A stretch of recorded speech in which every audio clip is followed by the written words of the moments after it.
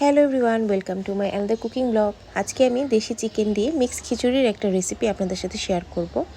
দেখতেই পাচ্ছেন আমি কড়াইয়ের মধ্যে সরিষার তেল দিয়ে দিয়েছি, দিয়ে দিলাম এলাচ, দারচিনি, তেজপাতা, দিয়ে দিব পেঁয়াজ কুচি, রসুন বাটা, দিয়ে খুব ভালোভাবে নেড়ে চেড়ে ভেজে আমি এর মধ্যে মশলা দিয়ে দিব। মশলা ছিল লাল মরিচের গুঁড়ো, হলুদের গুঁড়ো, ধনের গুঁড়ো, জিরের গুঁড়ো। দিয়ে একটু মশলাটা কষে আসলে আমি এর মধ্যে চিকেনগুলো দিয়ে দিব। চিকেনগুলো দিয়ে আমি একটু ভালোভাবে নেড়ে চেড়ে কিছুক্ষণ ঢাকনা দেওয়ার পূর্বে একটু স্বাদ মতো লবণ দিয়ে দিব, দিয়ে কিছুক্ষণ নেড়ে চেড়ে এর মধ্যে আবার একটু আদা বাটা দিয়ে দিব, দিয়ে একটু নেড়ে চেড়ে আমি একটু ঢাকনা দিয়ে দিব।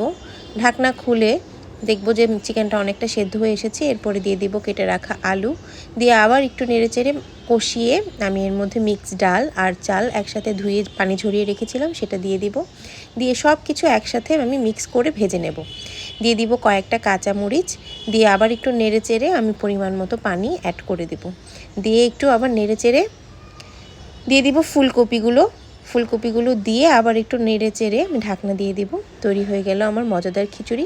একটু ঘি দিয়ে পরিবেশন করব আমার মজাদার মাখো খিচুড়ি। ধন্যবাদ।